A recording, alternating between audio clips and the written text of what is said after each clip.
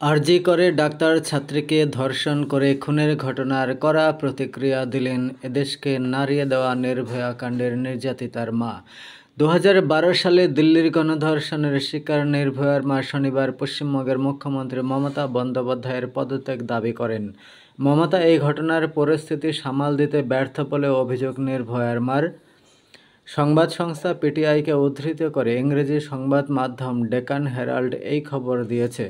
নির্ভয়ার মা বলেন, মমতা অভিযুক্তদের বিরুদ্ধে মুখ্যমন্ত্রীর ক্ষমতা প্রয়োগ করে ব্যবস্থা নেওয়ার বদলে নিজে প্রতিবাদে নেমে জনতার দৃষ্টি ঘোরানোর চেষ্টা করেছেন।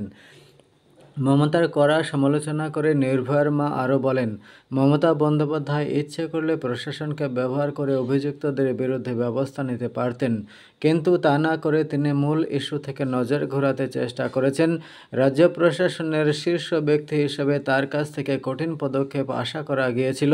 এই অবস্থায় তিনি তার দায়িত্ব পালন করতে ব্যর্থ, তাই তার পদত্যাগ করা উচিত বলে মনে করেন আরেক নির্যাতিতার মা।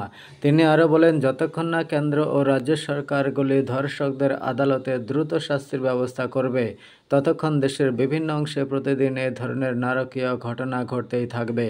তার কথায়, কলকাতার মেডিকেল কলেজের মতো জায়গায় যখন মেয়েরা নিরাপদ নয়, তখন দেশে মেয়েদের নিরাপত্তা কোথায় দাঁড়িয়ে আছে তা সহজেই বোধগম্য।